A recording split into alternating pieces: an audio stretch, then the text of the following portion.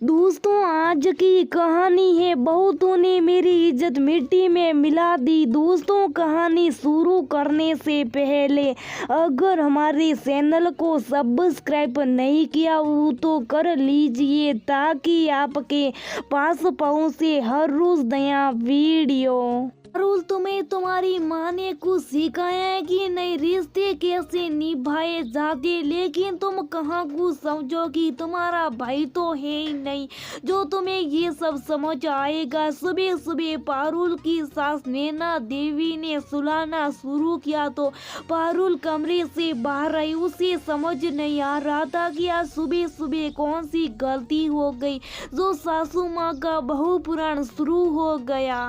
क्या हुआ माँ जी? पारुल ने पूछा। कितनी भोली बन रही है, जैसे कुछ जानती नहीं। मुझे सच में कुछ समझ नहीं आ रहा है। अब बताइए तो सही, क्या कर दिया मैंने? तुम अपनी ननद के यहाँ 7 दिन रुकी, रसीम ने तुम्हें घुमाया, बच्चों को भी कितना कुछ दिया और तुम उसे क्या देकर आई? उसकी कितनी बेइज्जती हुई अपने ससुराल वालों के सामने।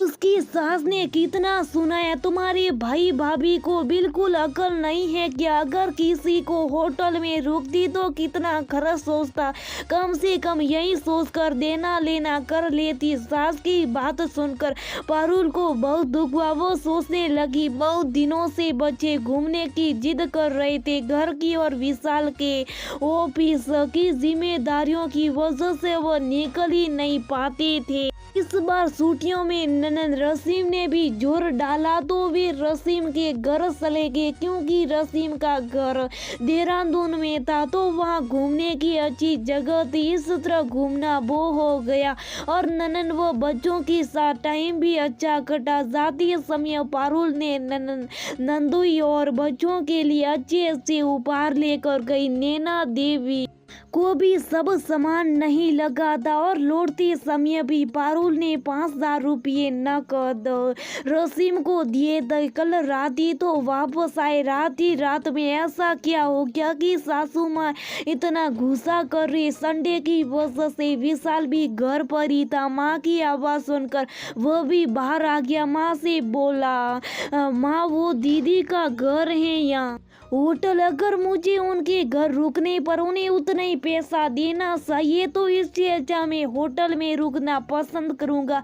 कम से कम अपनी पसंद का घूम फिर तो सकेंगे और ना ही किसी का एहसान होगा कि हम उसके घर रुके। अब तू भी बीवी की भाषा बोलने लगा। क्या तुझे पता नहीं कि बहन जितना खर्च करती है उससे ज्यादा उसे देना पड़ता है? मेरा मुंह मत खुलवाओ माँ, किसके कितने मन से आप बात की। और हमारे वहाँ जाने पर भी पारुल रसोई में लगी रहती थी। वो तो ज्यादा कहीं घूम भी नहीं पाई। मैं अकेला अपने और दीदी के बच्चों को लेकर चला जाता था, क्योंकि दीदी ने तो कह दिया था कि इतने लोगों का खाना मुझसे तो नहीं बनेगा नहीं, और रोज रोज बाजार में खाना सही नहीं। पारुल तो वहाँ भी रसोई संभालने गई थी। वो तो 2 दिन पहले जीजाजी वापस आ गए तो उन्होंने कहा कि कोई रसोई में घुसी हो, तब पारुल को रसोई से छुट्टी मिली। दीदी ने तो पारुल से अपने घर के लिए लड्डू वगैरह भी बनवा लिए। इस बार मैं देहरादून तो जाऊंगा लेकिन दीदी के घर नहीं, होटल में रुकूंगा कहकर विशाल वहां से चला गया। नैना देवी चुप रह गई। पारुल को इस बात से बहुत दुख पहुंचा। कुछ दिनों बाद विशाल को ऑफिस के काम से देहरादून जाना था। वो पारुल और बच्चों को भी ले गए और इस बार भी होटल में रुके, मस्जिद से घूमे और मस्ती की। लौटते समय रसीम के घर मिलने गए तो रसीम की सास ने पूछा, बेटा होटल में क्यों रुके? ये तो तुम्हारा अपना ही घर था। रसीम बोली, विशाल तुमने होटल में रुक कर मेरी बेइज्जती कर दी। इस बार पालू चुप ना रह सकी। अपनी ननद की तरफ देखकर बोली, दीदी हम इतने महंगे होटल में नहीं रुक सकते, आपका घर तो होटल है ना।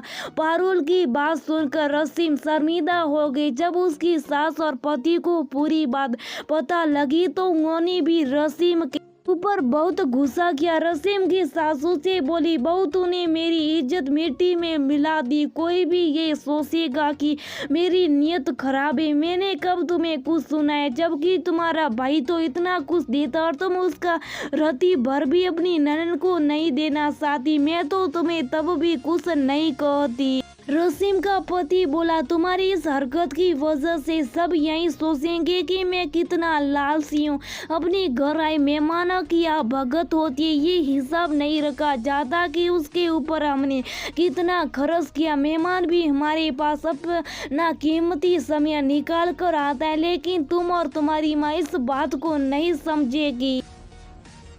और ये तुम्हारा छोटा भाई है, तुम्हारा भी तो कोई फर्ज होगा इसके प्रति। विशाल और पारुल ने जीजाजी को शांत करके माहौल को हल्का करने की कोशिश की। रसीम ने शर्मिंदा होकर आगे से ऐसा ना करने का कसम खाई थी। उसकी सास ने उसके सिर पर हाथ रखते हुए कहा, बेटा तुम्हें अपनी गलती का एहसास हुआ है तो बहुत अच्छी बात है, लेकिन हमेशा एक बात याद रखो कि मायका भाई भाभी से ही बना रहता। उनके मन में अपने लिए कोई मन मुटाव मत छोड़ो। रसीम ने भाई भाभी को मान मनुआर करके एक दिन के लिए अपने पास रोक लिया। इस बार पालूर को लग रहा था कि वह अपनी बहन जैसी ननद के पास है।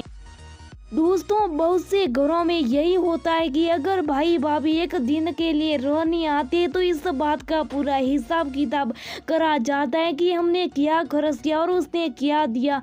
वो उनके प्यार और मान सम्मान को नहीं समझ पाते। क्या लेना देना सारे रिश्तों से ऊपर होता।